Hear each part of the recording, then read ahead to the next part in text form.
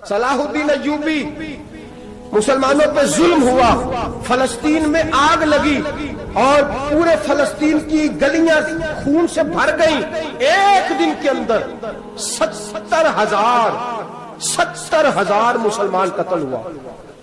گھوڑوں سے سڑکوں پہ چلا نہیں جاتا تھا، گھوڑے پھسلتے تھے، اتنا خون تھا، اور کچی سڑکیں تھی، اتنا خون تھا۔ پہلے کچی زمین نے خون پیا، پھر خون اس سے باہر آیا، پھر بھی اتنا 70,000 آدمی قتل ہوا۔ صلاح الدین ایوبی کون تھے؟ میرے غوث اعظم جیلانی کے مدرسے کے طالب علم تھے۔ جامعہ نظامیہ مدرسہ، یہ مدرسے ہیں جنہوں نے دین کے مجاہد پیدا کیے، مدارس ہیں جنہوں نے دین کے مجاہد پیدا کر کے پوری دنیا کے اندر پھیلائے ہیں۔ مدارس کے اندر دہشت گردی آئی، میں اختلاف نہیں کرتا، لیکن ابھی بھی مدرسے ہیں جن مدرسوں سے رسول اللہ کے دین کا سچا درس دیا جاتا ہے، امن، پیار اور محبت کی فضا کو عام کیا جاتا ہے وہ مدارس، اور انشاءاللہ قیامت کی صبح تک وہ مدرسے قائم رہیں گے۔ صلاح الدین ایوبی مدرسے کے طالب علم ہے، مدرسے کا، لیکن مدرسہ اس کا تھا جو ساتھ درویش بھی تھا۔ صلاح الدین ایوبی اکیلا اپنے دوستوں سے کہنے لگا مسلمانوں کی مدد چند سالوں میں نکلو مدد کریں۔ انہوں نے کہا تیرے نکلنے سے کیا ہوگا؟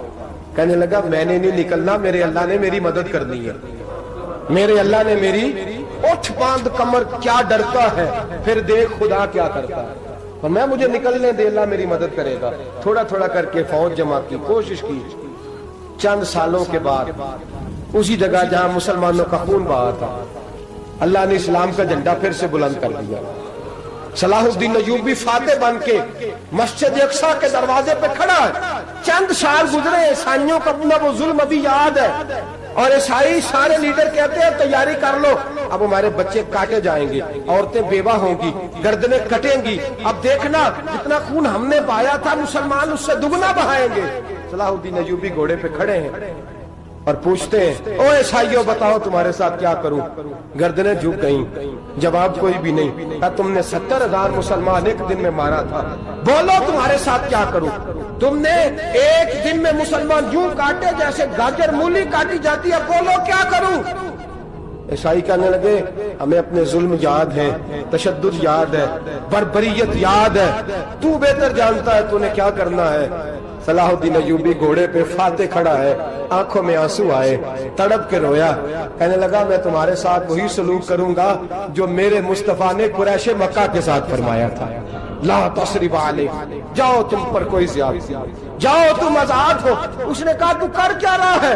کہنے لگا میں کیا کروں، میں اس محمد کا ماننے والا ہوں جس نے معاف کرنا سکھایا ہے صلی اللہ علیہ وسلم، میرے پیروں میں زنجیر ہے رسول اللہ کی غلامی کی، جاؤ تم آزاد ہو۔ اس نے کہا تم آزاد ہو، لوگوں نے کلمہ پڑھنا شروع کر دیا، اشہد ان لا الہ الا اللہ واشہد ان محمدن عبدہ۔ سارے قبیلے کے کچھ نہ کچھ لوگ مسلمان، ایک قبیلہ رہ گیا مسلمان نہیں ہوتا۔ صلاح الدین ایوبی اپنے خیمے میں بیٹھے ہیں تو ایک بی بی آ گئی، اس قبیلے کا کوئی شخص مسلمان نہیں ہوتا۔ بی بی آئی، آگے کہنے لگی میرے 4 بیٹے جنگ میں کھو گئے، چھوٹے چھوٹے بچے جنگ میں کھو گئے، مل نہیں رہے، فوجیوں کو حکم دے مجھے میرے بچے تلاش کر کے دیں۔ صلاح الدین ایوبی نے جھٹ پٹ سر پہ امامہ باندھا، نیزہ پکڑا، سینے بند باندھا، اپنے جبے کو سمیٹا اور باہر کہنے لگی تو کدھر جا رہا ہے؟ کہنے لگا میں خود تیرے بچے تلاش کر کے دوں گا۔ صلاح الدین چند سپاہی ساتھ ہے، گلی گلی نکلے، گلی گلی، فجر کے نکلے، اثر ہو گئی، تھک گئے، 2 نمازیں صحرا میں پڑھی، جنگل کے اندر پہنچے تو ایک کونے میں 4 بچے ایک جگہ ڈرے اور سہمے ہوئے بیٹھے ملے۔ صلاح الدین ایوبی اٹھا کے لائے، ماں کو کہنے لگے تیرے بچے ہیں، نکلا اس لیے تھا کہ میرے نبی نے فرمایا بچے جدا ہوں تو ماں کو درد بڑا ہوتا ہے، اور میرے رسول نے فرمایا تھا جب جنگ کرنے جاؤ تو کھیت برباد نہ کرنا، فصلیں تباہ نہ کرنا، بچوں کو ماں سے جدا نہ کرنا۔ فرمایا میں سوچ رہا تھا تیرے بچے کہیں میری وجہ سے جدا ہو گئے تو مصطفیٰ کو جواب کیا دینا؟ فرمایا تیرے بچے ڈھونڈ کے لایا ہوں۔ بچے ماں کے پاس آنے لگے تو ماں نے بڑے بیٹے کے منہ پہ تھپڑ مارا، کہتا اماں کیا ہوا؟ کہنے لگے تو نے سنا نہیں کہ دشمن کے بچوں کی اتنی حفاظت کرتا ہے، میرے پاس نہ جا، اس کے قدموں میں بیٹھ جا، جس نبی کے غلام اتنے سچے ہیں وہ نبی کتنا سچا ہوگا۔ جس نبی کے نوکر اتنے کھڑے ہیں وہ نبی کتنا کھڑا ہوگا؟ جا کے کلمہ پڑھ لے۔ مسلمانوں کی نا ایک تعداد لڑتے لڑتے دور چلے گئی، تاتاریوں نے قید کر لیا۔ 4 مسلمان تھے، تبلیغ کرنے گئے، جنگ کرنے گئے، جہاد کرتے کرتے کافروں سے لڑتے تاتاری قوم میں چلے گئے، وہاں قید کر لیے گئے تو سزائے موت کا حکم ہوا۔ 4 بزرگ تھے، سزائے موت کا حکم ہوا تو تاتاری بادشاہ جو تھا وہ بڑا خلاف تھا، بڑا سخت مخالف تھا مسلمانوں کے۔ اس نے کہا کہ ان کو جب پھانسی دینا تو مسلمانوں کو تو میرے سامنے دینا۔ اب 4 عالم ہیں، 4 صوفی ہیں، سفید داڑیاں، سر پہ امامے۔ پھانسی کا وقت آیا تو جو پھانسی گھاٹ ہے وہ ایک ہے، چاروں کو اکٹھے پھانسی نہیں ہو سکتی۔ ایک کو کہا کہ ایک ایک کر کے ان کو پھانسی دو۔ جب پھانسی کا وقت آیا نا تو جو سب سے پیچھے صوفی تھے وہ دوڑ کے آگے آئے، کہنے لگے بادشاہ پہلی باری میری لگا پہلی۔ اب بادشاہ نے کہا ٹھیک ہے اسے لٹکا دو۔ وہ قریب آئے تو دوسرے دوڑ آئے، کہنے لگے نہیں پہلی باری میں نے زیادہ کافر قتل کیے، میرا بڑا جرم ہے، مجھے پہلے سزا دو۔ ان کو پھانسی دینے لگے تو تیسرے آ گئے، کہنے لگے نہیں یہ تو میرا قتل کرتا تھا، رستے میں بتایا کرتا تھا، ڈھونڈ کے میں بتلاتا تھا کہ یہاں زیادہ تعداد ہے، مجھے پہلے پھانسی دو۔ تیسرے کے ساتھ بات ہو رہی تھی تو چوتھا دوڑا آیا، کہنے لگا یہ رستے بتاتا تھا، یہ تبلیغ کرتا تھا، یہ سارا کچھ کرتا تھا، لیکن کہا یہ کہتے تھے چلو واپس چلتے ہیں، میں جانے نہیں دیتا تھا، میں کہتا تھا اور کافر مارنے اور علاقے فتح کرنے، میرا جرم بڑا ہے، مجھے پہلے پھانسی دو۔ بادشاہ کہنے لگا مجھے 35 سال ہو گئے حکومت کرتے، بڑی دنیا کو پھانسی دی ہے، لوگ تو ایک دوسرے کو دھکے دیتے ہیں کہ پہلے تو جا، اور تم کیسی قوم ہو کہ ایک دوسرے پہ قربان ہو رہے ہو؟ کہنے لگا تم ایک باپ کی اولاد ہو، جاگ رہے آپ لوگ؟ تاتاری بادشاہ، کافر بادشاہ، اسلام کی مخالفت کر دیں، ایک باپ کی اولاد ہو کا نہیں، ایک قبیلے کے رہنے والے ہو کا نہیں، ایک ملک کے رہنے والے ہو نہیں۔ اس نے کہا رشتہ کیا ہے تمہارا، رشتہ کیا ہے؟ بول کے کہنے لگے خدا ایک ہے، نبی ایک ہے، خدا ایک ہے اور نبی منفرد ایک ہے، اس قوم کی نقصان بھی ایک ہی، سب کا نبی، اللہ بھی، قرآن بھی ایک۔ کیا ہی اچھا تھا ہوتے اگر مسلمان بھی ایک، یوں تو سید بھی ہو، مرزا بھی ہو، افغان بھی ہو، تم سبھی کچھ ہو، بتاؤ کہ مسلمان بھی ہو۔ فرمایا ہمارا اللہ ایک ہے، نبی ایک ہے، تو کہا پھر ایک دوسرے پہ جان کیوں دیتے ہو؟ فرمایا ہمارے نبی نے ہمیں بھائی بھائی بنا دیا ہے، بھائی کا دل نہیں کرتا اس کی آنکھوں کے سامنے بھائی چلا جائے، ہمارا دل نہیں کرتا پہلے مجھے دے۔ بادشاہ کہنے لگا تمہارا جذبہ مجھے متاثر کر گیا، جاؤ میں تم چاروں کو آزاد کرتا ہوں، تمہیں آزاد کرتا ہوں۔ میرے دوستو یہ رنگ تھا، دیکھیں نا، یہ اس دھرتی نے نظام دیکھا ہے نا، اس فلک نے پہلی بار دیکھا، اس زمین نے پہلی بار، اور میرے حضرت صاحب فرمایا کرتے تھے زمین تڑپ کے روئی، اس نے پہلی دفعہ دیکھا۔ احد کا میدان ہے، 3 صحابہ تپتی ہوئی زمین پہ زخموں سے چور چور پڑے ہیں۔ حضرت انس بن نضر رضی اللہ تعالیٰ عنہ پانی کا پیالہ لے کے پہنچے، ایک زخمی سے کہا تجھے پانی پلانا ہے، تو کہنے لگا میرے زخم تھوڑے ہیں، وہ جو ساتھ پڑا ہے اس کے زخم گہرے ہیں، پہلے اسے پانی پلا دے، جا اسے دے دے۔ اس کے پاس پہنچے تو وہ کہنے لگا وہ مجھ سے پہلے گرا تھا، اس کا زخم زیادہ گہرا ہے، اسے پانی پلا۔ تیسرے کے پاس گئے تو کہنے لگا چوتھا تڑپ زیادہ رہا ہے، اس کی عمر زیادہ ہے، میں تو جوان ہوں برداشت کر لوں، بڑھاپے کی وجہ سے نڈھال ہو گیا، پہلے اسے پانی پلا۔ چوتھا کہنے لگا 5ویں کے پاس جا، 5واں کہنے لگا 6 کے پاس جا۔ حضرت انس بن نضر کہتے میں رو پڑا، میں نے کہا محمد کے غلاموں، رسول نے تمہیں کیسا جذبہ دے دیا ہے، زبانیں پیاس سے باہر ہے لیکن تمہاری اخوت مرتے دم تک قائم ہے۔ کہتے میں 7ویں کے پاس گیا تو کہنے لگا اگر 6 قربانی دے سکتے ہیں تو مجھے خود غرض نہ سمجھ، میں نے نہیں پانی پینا، جا پہلے کے پاس لے جا۔ کہتے میں پہلے کے پاس آیا تو روح پرواز کر گئی، دوسرے کے پاس آیا تو روح پرواز کر گئی، میں 7ویں تک آیا تو انتقال کر گئے۔ کہتے ہیں پانی کا پیالہ میں نے اٹھایا اور میں نے زمین پہ رکھا تو میں نے کہا پانی کھوا رہنا، محمد کے غلام مر تو جاتے ہیں پر ایک دوسرے کا خیال بڑا رکھا کرتے ہیں، کھوا رہنا، یہ مر جایا کرتے لیکن ایک دوسرے کا درد۔ میرے دوستو لٹا ہوا برما، روتے ہوئے مسلمان، سسکیاں اور آہیں لیتی ہوئی مائیں پوچھتی ہیں اے خاصا اے خاصان رسول، وقت دعا ہے، امت پہ تیری آ کے عجب وقت پڑا ہے، وہ دین جو بڑی شان سے نکلا تھا وطن سے، پردیس میں وہ دین آج غریب الغربا ہے۔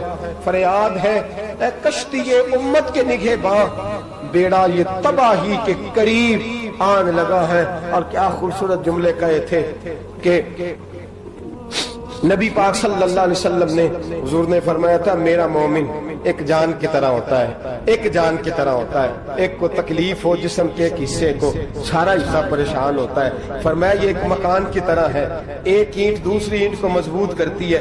فرمایا یہ مضبوط لوگ ہیں، یہ مضبوط لوگ۔ حضرت عمر فاروق کا زمانہ ہے، ایک آدمی نے سیری بھیج دی ایک گھر میں بطور تحفہ، قحط کا زمانہ تھا، گوشت ملتا نہیں تھا، جانور، ایک آدمی نے سیری بھیج دی ایک آدمی کے گھر میں۔ اس نے کیا کیا؟ اس نے اپنی بیوی سے کہا ہماری تو خیر ہے، ساتھ والا پڑوسی زیادہ غریب ہے، ادھر نہ بھیج دے، یہاں گندم امیر شہر کی ہوتی رہی خراب اور بچی کسی فقیر کی فاقوں سے مر گئی۔ کہا ساتھ والے پڑوسی کے گھر سے میں کئی دنوں سے بھوک کی آوازیں، وہاں بھیج دے۔ اس کے گھر گئی تو اس کی بیوی شوہر کو مشورہ دیتی ہے، کہتی ہے میرے بچے تو دلیر ہیں، ساتھ والے کے چھوٹے ہیں، وہ گزارا نہیں، ادھر نہ بھیج دیں۔ ادھر گئی۔ ایک روایت ہے 7 گھر، ایک روایت ہے 21 گھر، 21 گھروں میں گھومتی ہوئی وہ سری پھر پہلے کے گھر میں آ گئی اور پہلا صحابی کہنے لگا صرف تو نے ہی محمد کا کلمہ نہیں پڑھا، باقی بھی اس نے بھی پڑھا ہوا ہے، صرف تو نے ہی رسول اللہ سے یہ درس نہیں لیا، باقیوں نے بھی لیا ہے، اور صرف تیرے اندر ہی جذبہ اظہار نہیں، تو ہی صرف مسلمانوں سے پیار نہیں کرتی، سارے ہی پیار کرتے ہیں۔ وہ سری پھر آ گئی، اب کیا کرنا ہے؟ اب کیا کرنا ہے؟ تو امام نبوی نے لکھا ہے، وہ کہنے لگی کرنا کیا ہے، پکاؤں گی میں اور کھائیں گے 21 گھر، پھر بھی اکیلے نہیں کھائیں گے، پکاؤں گی میں اور کھائیں گے 21 گھروں کے مطابق شوربہ پکا، اور پھر برتن میں ڈال کے وہ بی بی ایک گھر کا دروازہ کھٹکھٹاتی ہے، کہتی ہے مصطفیٰ کے غلاموں نکلو باہر اور کھاؤ، اس لیے کہ جس نبی نے مجھے پیار کا حکم دیا اسی نے تمہیں بھی پیار کرنا سکھایا ہے، یہ رنگ چشم فلک نے سکھایا ہے۔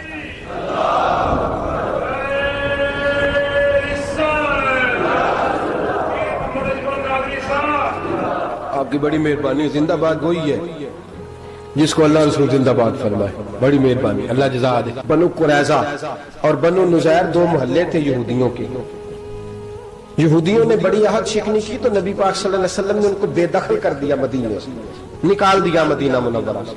یہودی نکل گئے مدینہ طیبہ سے، تو جب وہ نکل کے جا رہے تھے تو ان کے مکان، ان کے باغ، ان کی جائیدادیں بچ گئی۔ نبی پاک علیہ السلام نے انصار مدینہ کو پہلے بلایا، جاگ رہے ہیں نا آپ لوگ،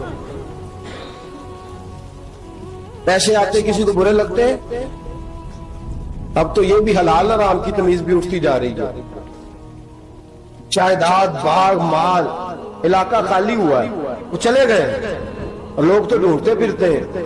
اللہ خیر فرمائے، شاملہ جگہ ملتی نہیں اب شہروں میں، وہ کس کس نے نام کرا لیا، کدھر گئی ہے کوئی خبر ہی نہیں، خالی جگہ پڑی ہے۔ میرے نبی پاک علیہ السلام نے پہلے انصار مدینہ کو بلایا، حضور نے فرمایا انصاریوں بہت بڑی جائیدادیں یہودیوں کی، بنو نذیر اور بنو قریظہ محلے خالی ہو گئے، میرا دل کرتا ہے وہ تمہیں دے دوں، اس لیے کہ تم نے اپنے مہاجر بھائیوں کے ساتھ بڑا تعاون کیا، جائیدادیں تم نے دے دی ہیں، مکانات دے دیے ہیں، بڑا کچھ تم نے دیا ہے، میرا دل کرتا ہے وہ تمہارے نام کر دوں۔ تو انصار مدینہ کیا کہنے لگے یا رسول اللہ دے تو ہم نے دیا ہے پر وہ بیچارے جھجکتے ہی رہتے ہیں، وہ جھجکتے ہی رہتے ہیں، کھول کے ہماری چیزیں استعمال نہیں کرتے، تو حضور ہم تو پہلے ہی انصار ہیں، ہمارے پاس بڑا کچھ ہے، آپ مہربانی فرمائیں وہ سارا کچھ مہاجروں کو دے دے، مہاجرین کو ہمیں نہیں چاہیے۔ اب چلے گئے بات کر کے، میرے حبیب پاک نے مہاجروں کو بلا لیا، فرمایا بنو نذیر اور بنو قریظہ قبیلے کی جائیدادیں آئی ہیں، تمہارے پاس بظاہر جو چیزیں ہیں بھی وہ بھی انصار مدینہ کی ہیں، تو میرا یہ خیال ہے کہ وہ سارا کچھ تمہیں دے دیا جائے۔ ابو بکر صدیق رضی اللہ تعالیٰ عنہ کہنے لگے یا رسول اللہ صلی اللہ علیہ وسلم ہمارے انصار بھائیوں نے ہمارے لیے دل تک کھول دیے ہیں، حضور انہوں نے ہر چیز بانٹ کے ہمارے سامنے رکھ دی ہے، ہم اتنے خرد غرض ہیں کہ سارا کچھ لپیٹ جائیں، کہ حضور ہمارے پاس جو مکان ہے وہ ہے، ہم کاروبار کر رہے ہیں، تجارتیں کر رہے ہیں، مزدوریاں کر رہے ہیں، ہم انشاءاللہ اور بنا دیں گے، آپ یہ ہماری طرف سے ہمارے انصار بھائیوں کو گفٹ کر دیں۔ آپ انہیں دے دیں. میرے حبیب کی آنکھوں میں آنسو آ گئے. میرے نبی پاک علیہ السلام رو پڑے. یا رسول اللہ آپ کیوں روتے ہیں؟ فرمایا تمہارا یہ بھائی چارہ قائم رہا تو اللہ اسلام کو بڑی قوتیں عطا فرمائے گا. اللہ طاقتیں دے گا اسلام کو اگر تمہارا یہ رنگ قائم رہا، یہ انداز. میرے غلاموں تمہارے یہ طور طریقے، ایک بھائی کہتا ہے دوسرے کو، دوسرا کہتا ہے تیسرے کو. عرض یہ کرنے جا رہا تھا کہ رسول کریم صلی اللہ علیہ وسلم نے یہ پیغام دیا امت کو. فرمایا دیکھیں نا کتنے بڑے لفظ ہیں. یہ نہیں فرمایا دوزخ میں جائے گا، یہ نہیں فرمایا کہ اسے جہنم کی سزا ملے گی. میرے نبی نے فرمایا میں اسے مومن مانتا ہی نہیں، میں اسے مسلمان اپنا مانتا ہی نہیں. حضور کسے؟ فرمایا جو پیٹ بھر کے کھاتا ہے اور اس کا ہمسایہ بھوکا سو جاتا ہے. میں مومن ہی نہیں مانتا. سزا تو تب ملے گی نا کہ جب میں کسی سزا کا اعلان کروں. میں مانتا ہی نہیں، وہ میرا ہے ہی نہیں. خود پیٹ بھر کے کھا رہا ہے، ہمسایہ اس کا بھوکا. میں نہیں مانتا انما المؤمنون اخوہ، مومن بھائی بھائی، میں مانتا ہی نہیں اسے. اور میرے حبیب پاک اتنے بڑے لفظ حدیث میں اور کہیں نہیں ملیں گے آپ کو، اتنے بڑے جملے کہیں نہیں ملیں گے. میرے نبی پاک نے فرمایا اللہ کہے گا قیامت کے دن. کون؟ اتنے بڑے لفظ حدیثوں میں ملتے نہیں جتنے یہ ہیں. حضور نے فرمایا رب فرمائے گا بندے سے کہ میں تیرے پڑوس میں بھوکا تھا، تو نے مجھے روٹی کیوں نہیں کھلائی؟ کون کہہ رہا ہے؟ اللہ کہ میں بھوکا تھا تو نے روٹی نہیں دی، میں ننگا تھا تو نے کپڑا نہیں دیا، میں پیاسا تھا تو نے پانی نہیں پلایا، میں بیمار تھا تو تیمارداری. یا اللہ نہ تو کھاتا ہے، نہ پیتا ہے، نہ کپڑا پہنتا ہے، نہ تو بیمار ہوتا ہے. لا تاخذہ سنۃ ولا نوم، تجھے بیماری آتی نہیں، اونگ نیند نہیں آتی. میرے مالک تو میرے پڑوس میں تھا. حضور فرماتے ہیں رب فرمائے گا وہ جو بندہ تیرے پڑوس میں بھوکا تھا تو بندہ تو میرا ہی تھا نا. وہ جو بندہ تیرے پڑوس میں ننگا تھا تو بندہ تو میرا ہی تھا نا. وہ جو تیرے پڑوس میں پیاسا تڑپتا رہا تو وہ میرا ہی بندہ تھا. تو دوائی لینے جائے تو بڑے اسپتال میں اور اس بیچارے کو 20 روپے پرچی کے بھی میسر نہ آئے تو میرا ہی بندہ تھا. میرے دوست خیال کر اور یاد رکھ، یہ جو ہمسائے ممالک میں ظلم ہوتے ہیں، زیادتیاں ہوتی ہیں. ہمارے گھر کا پنکھا اچھا چلتا ہے، ہم جلوس اس وقت نکالتے ہیں جب ہماری لائٹ بند ہوتی ہے. ہم جلوس اس وقت نکالتے ہیں جب ہمارا ایسا جو ہمیں تنگ کرتا ہے. ہم اس وقت درد محسوس کرتے ہیں جب ہمارے گھر تک آگ آ جاتی ہے. یہ جو باہر آگ جل رہی ہے یہ تیرے گھر بھی آ سکتی ہے. یہ جو باہر فساد ہو رہا ہے یہ تیرے دروازے تک آ سکتا ہے. میرے رسول پاک نے ایک جان، مسلمان کو ایک جان قرار دیا. مجھے بتائیے انگلی کو کٹ لگ جائے، مسلمان ایک جان ہے نا. انگلی کو لگ جائے کٹ، دماغ کہتا ہے میں نے نہیں سوچنا اس کے بارے میں نے اس کے درد کو محسوس ہی نہیں کرنا. انگلی کی درد ہے، انگلی جانے اس کا کام جانے. ایسے ہی ہوتا ہے نا. بولے پیروں سے کہتے ہیں، انگلی کہتی ہے چل ڈاکٹر کے پاس، پیر کہتے ہیں نہیں میں نے نہیں جانا، انگلی کا کام ہے انگلی جائے. ایسے ہی ہے نا. دل سے کہتے ہیں تو تڑپ تھوڑا سا، انگلی کو درد ہے، کہتے میں کو تڑپوں، انگلی کا ماما، انگلی جانے اس کا کام جانے. ٹیلی فون کرنا ہے ڈاکٹر صاحب کا پتہ کرنا ہے تو کان کہتے ہیں میں نے نہیں بات سننی ڈاکٹر صاحب کی، زبان کہتی ہے میں نے نہیں بولنا، انگلی جانے. ایسا ہوتا ہے. پیر احتجاج کر دے کہ میں نے ڈاکٹر کے پاس، میں کچھ چکر کھاتا پھروں ڈاکٹر کی دکان کی، انگلی کو درد ہے انگلی جانے. ایسا ہوتا ہے بھئی. میرے رسول پاک نے فرمایا مسلمان ایک جان ہے. تو درد برما کے مسلمانوں کو ہو رہا ہے تو پاکستانی کہہ رہے ہیں کوئی بات نہیں، وہ جانے ان کا کام جانے. ایک جان ہے نا. درد ہونا چاہیے، تکلیف ہونا چاہیے. پھٹے پہ باتیں ہوتی ہیں اس موضوع پہ، اسمبلی پہ گفتگو ہوئی ہے اس موضوع پہ، آپ کی صوبائی اسمبلیاں اس موضوع پہ بولی ہیں، آپ کے کونسل اس موضوع پہ بولے. ہم تو اپنی اپنی سیاستیں، اپنے اپنے تماشے، اپنے اپنے چکروں میں لگے ہوئے. وہ دریا کے اندر سسکتے مسلمان، بنگالی کہتے ہیں ہمارے نہیں، برمی کہتے ہیں ہمارے نہیں، پاکستانی کہتے ہیں ہمارے نہیں، ترکی کہتے ہیں وہ کس کے ہیں؟ وہ کس کے ہیں؟ وہ اللہ کے بندے ہیں، محمد عربی کے غلام ہیں صلی اللہ علیہ وسلم. لیکن میرے دوستو کیا ہمیں کیا غرض ہے؟ وہ جانے ان کا کام جانے. یہ جب تیرے پیروں تک آگ آئے گی پھر تجھے پتا چلے گا یہ بڑی سخت آگ ہے. آج جس کافر نے برما پر عرصہ دراز تنگ کیا ہے، مسلمان تھوڑے تھوڑے مفاد لینے کی خاطر نا، بنو عباس اور بنو امیہ کی جنگ چل رہی تھی. بنو عباس جو تھے وہ غالب آ گئے، بنو امیہ جو تھے ان کی حکومت ختم ہو گئی. تو عیسائیوں نے بنو امیہ سے کہا کہ ہم تمہارے ساتھ تعاون کرتے ہیں، ہم تمہارے ساتھ تعاون کرتے ہیں اور بنو عباس پہ غلبہ پا کے تمہیں حکومت دلاتے ہیں. بنو امیہ بڑی جدوجہد کر رہے تھے بادشاہی کے لیے، لیکن انہوں نے کہا کہ ہم لڑ رہے ہیں، کوشش کر رہے ہیں، لیکن ہمیں کسی کافر کی مدد کی ضرورت نہیں. ہم جتنا مرضی لڑیں لیکن کافروں کے ہاتھوں بنو عباس کو مروانے کو ہم تیار نہیں ہیں. ہمیں خبردار، تمہارا آپس کا معاملہ ہے، ہم خود نمٹ لیں گے. تمہیں اجازت نہیں دیتے تم اندر کودو اور کود کر کے تم فسادات پیدا کرو اور مسلمانوں کے اندر تقسیم کرو. میرے دوستو، مسلمان کو سوچنا چاہیے، سوچ بڑی رکھنی چاہیے. گھر کی جنگ سے نکل آ، اب بہو ساس کے جھگڑے سے باہر آ جا. اب محلے کی سیاست چھوڑ کے باہر کا سوچ. اب اسلام کو تیری حاجت ہے. اب پوری دنیا جب مسلمان کو دیکھے نا، فیس بک یوز ہوتی ہے، اس پہ نوجوان جب اسلام کی بات کرنے لگے گا، اس پر جب بڑا اسلام کی بات کرنے لگے گا، پوری دنیا میں پیغام جائے گا کہ مسلمان اب جاگنے لگا ہے، مسلم خابیدہ بیدار ہونے لگا ہے. اب اس کی آنکھیں کھلنے لگی ہیں. اب یہ اپنے مذہب کی بات کرتا ہے. اب یہ اپنے ملک سے، صوبے سے، برادری سے نکل کر بولتا ہے. اب یہ کہتا ہے کہ بازو تیرا توحید کی قوت سے قوی ہے، اسلام تیرا دیس ہے، تو مصطفی ہے. اب یہ بڑی سوچ رکھتا ہے. اب یہ عالمی بات کرتا ہے. میرے دوستو، ہمارا تو حال یہ ہے. امام اعظم ابو حنیفہ کا فتویٰ ہے، آپ فرماتے ہیں جو مولوی عالمی حالات سے باخبر نہ ہو وہ جمعے کی تقریر نہ کرے، وہ مسلمانوں کی رہنمائی نہیں کر سکتا. عالمی حالات سے جو خبردار نہ ہو، تو جس کو چھٹی ہو جائے، تو نے ختم نہیں پڑھا، دوڑ جا مسجد سے. تو ختم نہیں پڑھتا، ہمارے تجھے پتہ ہی نہیں دکان رہتا ہے، بھاگ جا. وہ عالمی حالات پہ بات کرے گا، کیونکہ بیچارے کو تو پتہ ہے میری سویرے چھٹی ہو جانی. سیاست کا لفظ چھیڑا نہیں تو میں گیا نہیں. یاد رکھے، وہ جو بیداری ہے، وہ جو اعلیٰ ظرفی ہے، وہ جو بڑی سوچ ہے، وہ جو ملت کی سوچ، وہ جو قومیت کی سوچ ہے، وہ جو آگے بڑھنے کا زاویہ ہے، وہ تو اندر. اقبال کہتے ہیں گلا تو گھونٹ دیا اہل مدرسہ نے تیرا، گلا تو گھونٹ دیا اہل مدرسہ نے تیرا. تجھے تو مدرسے والوں نے پلیٹ پکڑا دیا ہے کہ جا سویرے لنگر کٹھا کر کے لا اور دوپہر کو روٹیاں مانگ کے لا اور دیکھ آج مرا کون ہے، ختم کس کا پڑھنا ہے. تو گلا تو گھونٹ دیا اہل مدرسہ نے تیرا. اب کہاں سے آئے گی صدا لا الہ الا اللہ. تو گھونٹ دیا تیرا گلا، تو کیسے بڑی بات کرے گا؟ بڑی بات کے لیے بڑی سوچ چاہیے، بڑی تگودو چاہیے، بڑی کوشش چاہیے، بڑا حوصلہ چاہیے. مسلمان چھوٹی چھوٹی لڑائی میں، چھوٹی چھوٹی جنگ میں، ایک دکاندار دوسرے دکاندار سے لڑ رہا ہے، گلی والا دوسری گلی والی سے لڑ رہا ہے، محلے والا محلوں پہ اعتراض. ایک شہر میں رہنے والے میں نے دوسرے محلے پہ اعتراض کرتے دیکھے. یقین کریں، ایک شہر میں رہنے والے، علاقے میں بسنے والے کہتے ہیں بھائی توبہ ہے اس محلے تو اللہ ہی بچائے. لا حول ولا قوت. وہ جو تقسیم در تقسیم کی سوچ ہے، اس نے چھوٹے چھوٹے ٹکڑوں میں مسلمانوں کو بانٹ دیا ہے. چھوٹی چھوٹی تقسیم ہے، چھوٹا چھوٹا ہمارا مزاج ہے، چھوٹی سوچ ہے. بڑی سوچ کی بات سنیے.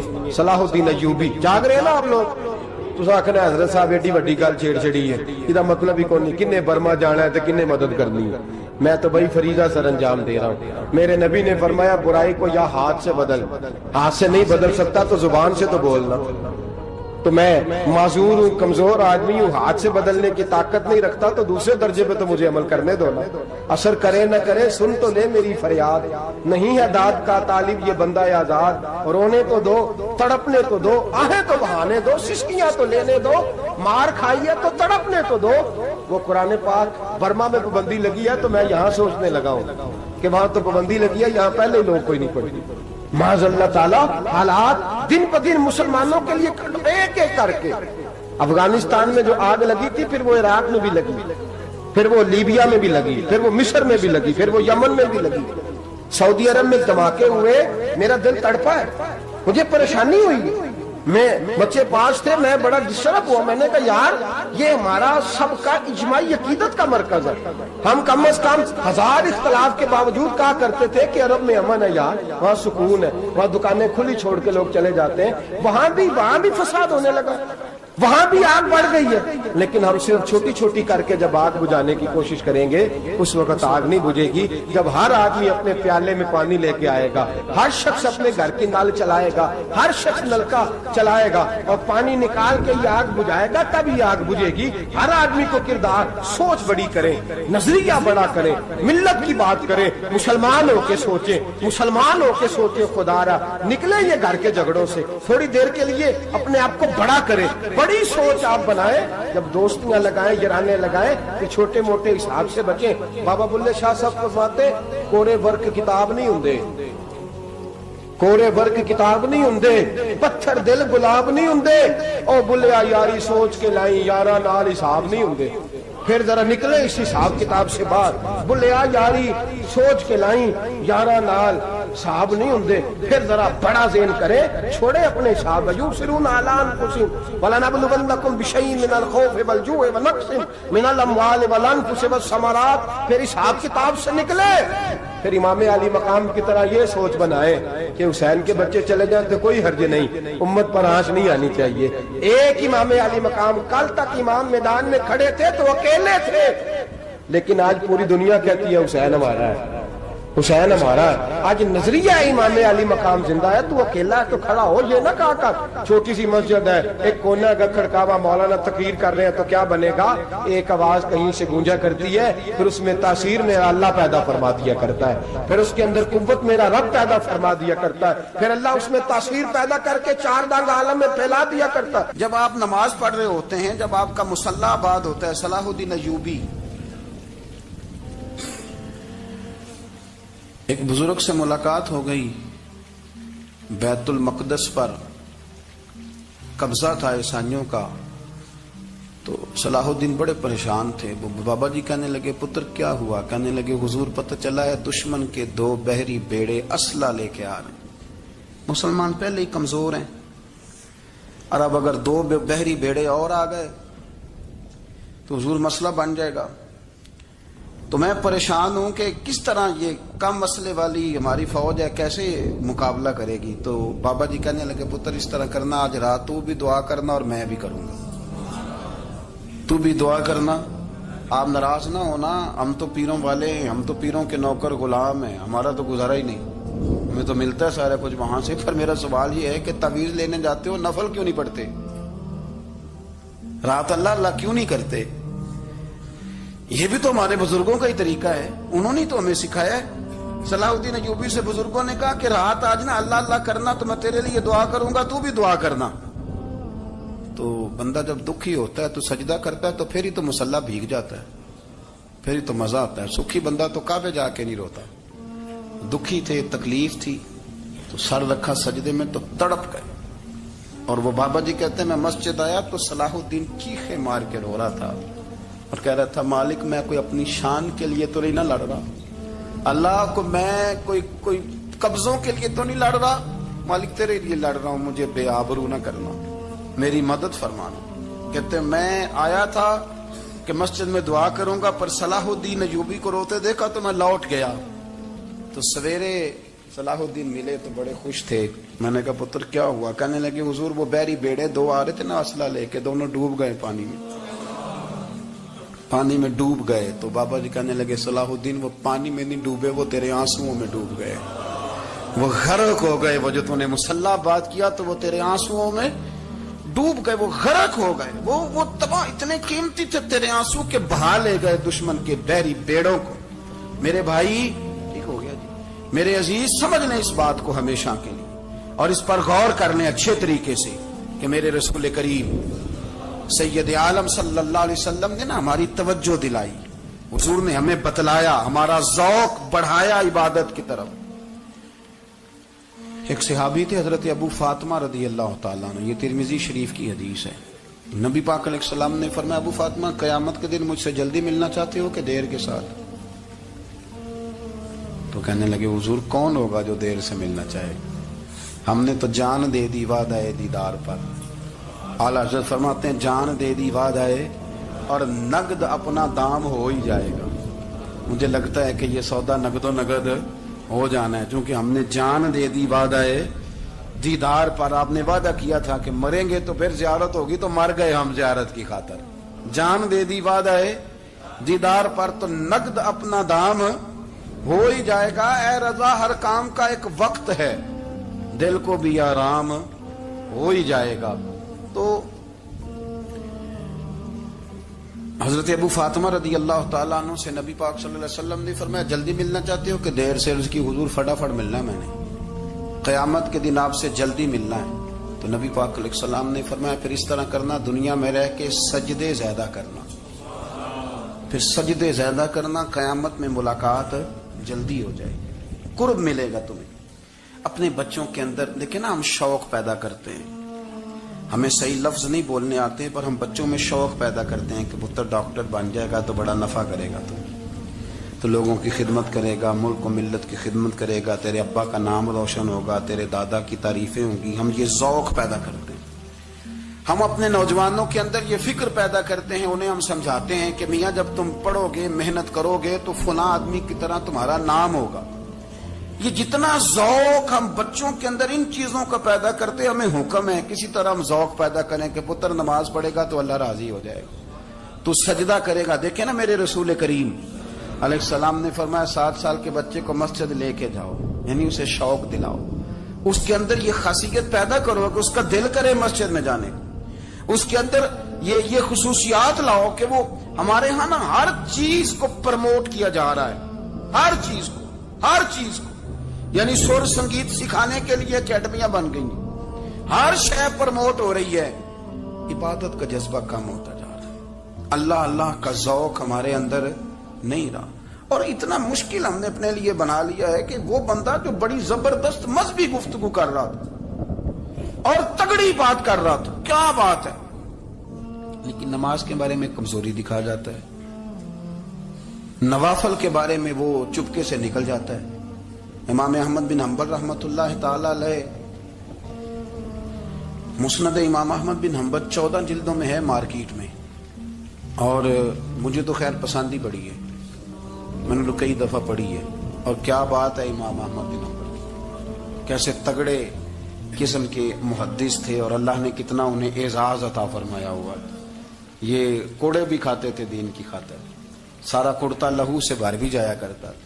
بڑا اعزاز والا شخص تھے، بڑے اعزاز والے. حدیثیں جمع کرنا، حدیثیں لکھنا، حدیث پڑھانا، سارا دن رہتے تھے. کہہ سکتے تھے کہ میں کر تو رہا ہوں کام، اور حدیث بھی موجود ہے کہ عالم عابد سے افضل ہوتا ہے، پر اس کے باوجود امام احمد بن حنبل رحمۃ اللہ علیہ 300 نفل فرض نمازوں کے علاوہ پڑھا کرتے تھے. 300 نوافل روز پڑھا کرتے تھے. ان کے بیٹے نے کہا ابا جی مکان خریدنا ہے تو وہ جگہ کہاں کر کے لوں، بہت ساری آبادیاں تھیں. فرمایا پتر وہاں لینا جہاں مسجد قریب ہو. میرے رسول کریم سید عالم صلی اللہ علیہ وسلم اتنا پسند کرتے مسجد کو، اتنا پسند کرتے نماز کو کہ رسول کریم صلی اللہ علیہ وسلم تہجد کی نماز بھی پڑھتے، پھر حضور فجر کی نماز بھی پڑھتے. نبی پاک وتر کو الگ کر کے پڑھتے، عشاء کے ساتھ نہیں پڑھتے. یہ تو ہم اس لیے اجازت دی ہمارے بزرگوں نے کہ بعد میں اٹھے گا کون علیحدہ وتر پڑھنے کے لیے، عشاء کے ساتھ پڑھ لے. وتر پڑھتے، تہجد پڑھتے، فجر پڑھتے، اشراق پڑھتے، چاشت پڑھتے، پھر مغرب کی نماز کے بعد 6 رکعت اوابین پڑھتے، پھر رات کو صلاۃ اللیل پڑھتے. سیدہ عائشہ صدیقہ کہتی ہیں زمانہ سو جاتا اور میرے رسول مصلی بچھا کے کھڑے ہو جاتے. او یار کھیتی باڑی کر کے نہیں، محنت مزدوری کر کے نہیں. جناب عائشہ کہتی ہیں میں یہ بھی دیکھتی کہ حضور ایک آیت شروع کرتے تو ساری رات اسی کو پڑھتے، اور میری نظر جاتی تو قدم مبارک پہ ورم آ جاتا. یار نماز پڑھ کے اتنی مشقت کر کے، اتنی جد و جہد کر کے ورم آ گیا. یا رسول اللہ اتنی محنت کیوں کرتے ہو؟ فرمایا افلا اکون عبدا شکورا، کیا میں اپنے رب کا شکر گزار بندہ نہ بنوں؟ صحابہ کا ذوق عبادتوں کا، ریاضتوں کا، تلاوتوں کا، طبیعت ہے ان کی. وہ ایک دوسرے کو، حضرت مولا علی شیر خدا کرم اللہ تعالی وجہہ الکریم کے زمانے میں روم کے بادشاہ نے کہا یار یہ مسلمانوں کا پتہ تو کرو، یہ آخر کیوں اتنے زیادہ مجاہد ہیں. اس زمانے میں جاسوس بھیجنے کا مزاج تھا. اب تو جاسوس پکڑا جاتا ہے، اب تو جاسوس ہو، اور جاسوسی کا شوق ویسے آج بھی ہے. عرض کروں تھوڑی سی بات اس عنوان سے. پتہ ہے کیا ہمارا مسئلہ ہے؟ ہم جہاں جاتے ہیں نا وہاں تھوڑی خوشبو سونگنے کی کوشش کرتے ہیں. وہ کیا ہے تو یہ کیا ہے تو ادھر کیا ہے تو تھوڑا سا ادھر کیا ہے. میرے رسول پاک پڑھیے درود شریف سارے پڑھیے ذرا زور سے صلی اللہ تعالی. نبی پاک علیہ السلام نے فرمایا جاسوسی نہ کرنا ورنہ تم بندوں کو خراب کر دو. اور فرمایا اس طرح نہ ہو کہ تم کسی کے اب کھول نہ نکلو تو تمہارے پہلے کھول جائیں. یہ جو ذوق ہے نا یہ ختم کریں، چھوڑیں. مطلب آپ کس چکر میں پڑے ہوئے ہیں؟ اتنی زیادہ توجہ کرنے کی کیا ضرورت ہے؟ کام سے کام رکھیں، اس میں بندہ تھوڑا سا نا آسان رہتا ہے. یہ جو بہت زیادہ ٹٹولنے والے لوگ ہوتے ہیں نا وہ بےچارے پھر عمر ٹٹولتے ہی گزار دیتے ہیں. اس لیے کہ مزاج ہی بہت پکا ہے، بوری کا منہ کھول کے اندر تک ہاتھ ڈالنا، تو پھر کئی دفعہ سامنے سے بچھو بھی لڑ جاتا، خرابی ہوتی۔ تو جاسوسی کی جاتی تھی، اس نے بھی جاسوس بھیجے، کیونکہ قبیلوں کے لوگ تھے، کچھ مسلم کچھ کافر، پہچانے نہیں جاتے تھے لوگ، تو کچھ لوگ اس نے بھیجے، انہوں نے آ کے نا تحقیق کی، ریسرچ کری کہ آخر ماجرا کیا ہے۔ تو واپس جا کے انہوں نے رپورٹ دی نا روم کے بادشاہ کو، اس رپورٹ کا ایک جملہ بڑا شاندار ہے، وہ کہنے لگا بادشاہ ہمیں مسلمانوں کی کوئی سمجھ نہیں آئی، ہمیں کوئی سمجھ نہیں آئی۔ انہوں نے کہا بھی کیوں نہیں سمجھ آئی؟ کہنے لگے یار عجیب بندے ہیں، جب رات مسلح پہ بیٹھتے ہیں تو یوں لگتا ہے ان کا دنیا سے رشتہ ہی کوئی نہیں، کوئی کسی کو نہیں جانتا، کوئی اپنے دکھ سنا کے رو رہا ہے، کوئی اپنی بات کر کے رو رہا ہے، لگتا ہے کہ ان کا کوئی رشتہ ہے ہی نہیں جب مسلح پہ بیٹھتے ہیں۔ اور فرمایا جب سویرے یہ جہاد کرنے نکلتے ہیں تو لگتا ہے ان سے زیادہ دلیر ہی کوئی نہیں۔ حالانکہ جو مسلحوں پہ رونے دھونے کے لوگ ہوتے ہیں وہ کئی دفعہ جہاد میں کام نہیں کرتے، لیکن عجیب لوگ ہیں کہ رات کے راہب ہیں، دن کے مجاہد ہیں، کوئی سمجھ نہیں آتی۔ میرے عزیز، ان لوگوں نے مسلح آباد کر کے رکھا، تلاوتیں ان کا ذوق رہی، منظر روز پڑھنا، اسباق پڑھنا، وظائف پڑھنا، یہ ان کا ذوق رہا۔ اعلیٰ حضرت بریلوی رحمت اللہ نے 1000 کتاب لکھی ہے، لیکن الوظیفۃ الکریمہ کے نام سے جو وہ صبح و شام وظائف پڑھتے تھے وہ الگ انہوں نے ان کو بیان کیا، پابندی کے ساتھ اپنی اللہ اللہ کرتے تھے۔ شیخ شہاب الدین سہروردی رحمت اللہ علیہ، اس پر ایک بندے نے اعتراض کیا، اس نے کہا جی آپ کس قسم کے صوفی ہیں، مرید بیٹھے ہیں اور آپ وہاں نفل پڑھ رہے ہیں؟ یہ بھی بڑا مسئلہ ہوتا ہے نا، جو بندہ ملنے آتا ہے وہ اپنے ٹائم کے حساب سے آتا ہے، اور پھر اس کا یہ بھی خیال ہوتا ہے کہ پیر صاحب جو ہیں وہ چونکہ درویش ہیں تو نہ انہیں روٹی کھانی چاہیے نہ سونا چاہیے، چونکہ وہ درویش ہیں، اور ہم چونکہ درویشوں کے ماننے والے ہیں، لہذا ہمارا یہ طریقہ ہونا چاہیے کہ جیسے ہم کہیں درویش ویسے ہی کر جائے۔